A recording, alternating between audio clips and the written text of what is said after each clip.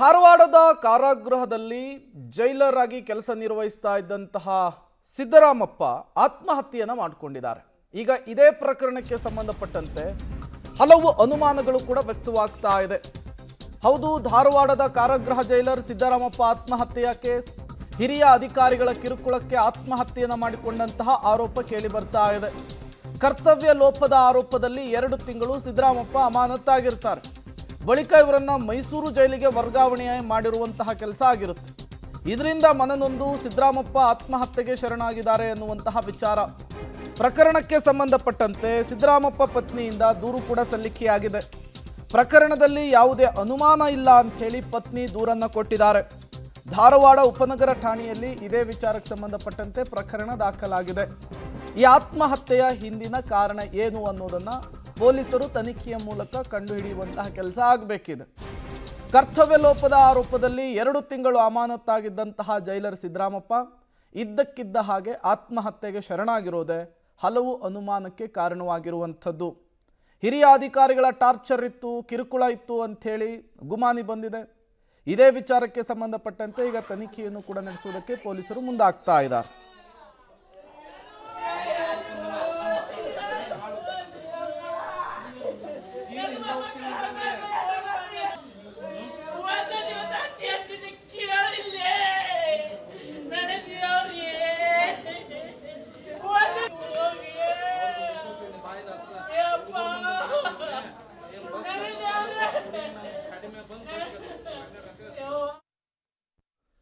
ಇದ್ದಕ್ಕಿದ್ದ ಹಾಗೆ ಮನೆಯಲ್ಲಿ ನೇಣಿಗೆ ಶರಣಾಗಿದ್ದಾರೆ ಜೈಲರ್ ಸಿದ್ದರಾಮಪ್ಪ. ಈ ಆತ್ಮಹತ್ಯೆಗೆ ಕಾರಣ ಏನು ಅನ್ನೋದು ಈಗಿರುವಂತಹ ಪ್ರಶ್ನೆ. ಪೊಲೀಸರು ಕೂಡ ಇನ್ವೆಸ್ಟಿಗೇಷನ್ ಅನ್ನು ನಡೆಸ್ತಾ ಇದ್ದಾರೆ. ಹಲವರ ಹೇಳಿಕೆಯನ್ನು ದಾಖಲಿಸುವಂತಹ ಕೆಲಸವನ್ನು ಮಾಡ್ತಾ ಇದ್ದಾರೆ. ಇದರ ನಡುವೆ ಇವತ್ತು ಸಿದ್ದರಾಮಪ್ಪ ಅವರ ಮರಣೋತ್ತರ ಪರೀಕ್ಷೆ ನಡೆಯುತ್ತೆ. ಬಳಿಕ ಕುಟುಂಬಸ್ಥರಿಗೆ ಸಿದ್ದರಾಮಪ್ಪ ಅವರ ಮೃತದೇಹವನ್ನು ಹಸ್ತಾಂತರಿಸುವಂತಹ ಕೆಲಸ ಆಗುತ್ತೆ. ಧಾರವಾಡ ಉಪನಗರ ಪೊಲೀಸರಿಂದ ಇನ್ವೆಸ್ಟಿಗೇಷನ್ ಅನ್ನು ಮುಂದುವರೆಸಲಾಗಿದೆ. ನಿಜಕ್ಕೂ ಆತ್ಮಹತ್ಯೆಗೆ ಕಾರಣ ಏನು ಅನ್ನೋದು ಗೊತ್ತಾಗಬೇಕಾಗುತ್ತೆ ಪೊಲೀಸರ ತನಿಖೆಯಿಂದ. ಡೆತ್ ನೋಟ್ ಏನಾದರೂ ಇದೆಯಾ, ಅಥವಾ ಕಿರುಕುಳದ ಬಗ್ಗೆ ಸಂಬಂಧಿಕರ ಬಳಿ ಅಥವಾ ಕುಟುಂಬಸ್ಥರ ಬಳಿ ಯಾರ ಬಳಿಯಾದರೂ ಮಾತನಾಡಿದ್ರಾ, ಅದಕ್ಕೆ ಸಂಬಂಧಪಟ್ಟಂತೆ ಏನಾದರೂ ಸಾಕ್ಷಿ ಇದೆಯಾ, ಎಲ್ಲವೂ ಕೂಡ ಪೊಲೀಸರ ತನಿಖೆಯ ಮೂಲಕ ಹೊರಬರಬೇಕಿದೆ. ಇದೇ ನಿಟ್ಟಿನಲ್ಲಿಯೇ ಪೊಲೀಸರು ಇನ್ವೆಸ್ಟಿಗೇಷನ್ ಅನ್ನು ಕೂಡ ನಡೆಸ್ತಾ ಇರುವಂಥದ್ದು.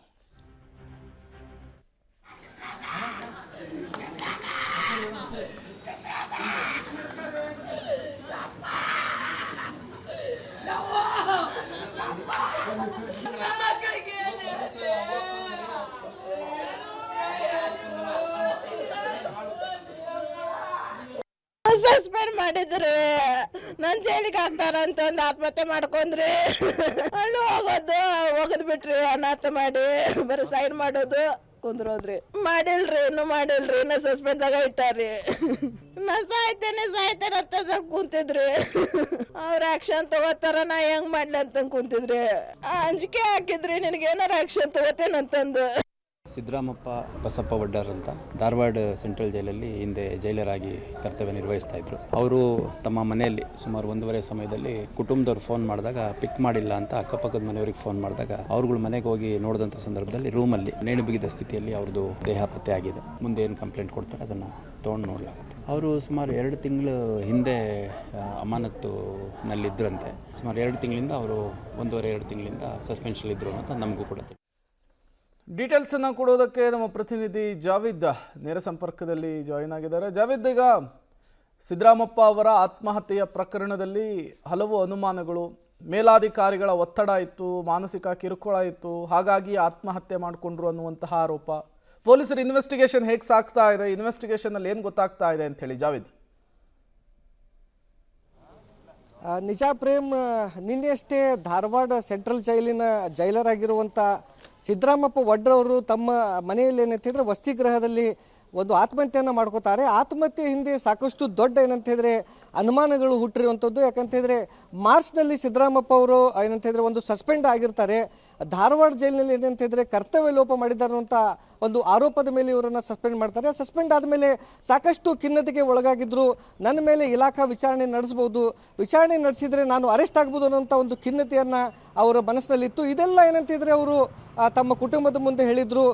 ಪದೇ ಪದೇ ಈ ಮಾತನ್ನು ಏನಂತಿದ್ರೆ ಅವರು ಅಧಿಕಾರಿಗಳು ನನಗೇನಂತಿದ್ರೆ ಕಿರುಕುಳ ಕೊಡ್ತಾ ಇರುವಂಥ ಮಾತನ್ನು ಹೇಳಿದ್ರು. ಆದರೆ ನಿನ್ನೆ ಏಕಾಏಕಿ ಏನಂತಿದ್ರೆ ಮನೆಯಲ್ಲಿ ಯಾರು ಇಲ್ಲದೆ ಇರುವಾಗ ಆತ್ಮಹತ್ಯೆಯನ್ನು ಮಾಡ್ಕೋತಾರೆ. ಅವರ ಪತ್ನಿ ಕೂಡ ಹಿರಿಯ ಅಧಿಕಾರಿಗಳ ಮೇಲೆ ಏನಂತಿದ್ರೆ ಆರೋಪ ಮಾಡಿರುವಂಥದ್ದು. ಪದೇ ಪದೇ ನನ್ನ ಪತಿಗೆ ಏನಂತಿದ್ರೆ ಕಿರುಕುಳ ಕೊಡ್ತಾ ಇದ್ರು, ಇವರ ಸಾವಿಗೆ ಆ ಅಧಿಕಾರಿಗಳೇ ಕಾರಣ ಅನ್ನುವಂಥ ಮಾತನ್ನು ಕೂಡ ಏನಂತಿದ್ರೆ ಹೇಳಿರುವಂಥದ್ದು. ಸದ್ಯಕ್ಕೆ ಅಸಹಜ ಸಾವು ಏನಂತಿದ್ರೆ ಅನ್ಯಾಚುರಲ್ ಡೆತ್ ಪ್ರಕರಣ ಈಗ ಸದ್ಯಕ್ಕೆ ಉಪನಗರ ಠಾಣೆಯಲ್ಲಿ ಪ್ರಕರಣ ದಾಖಲಾಗಿರುವಂಥದ್ದು.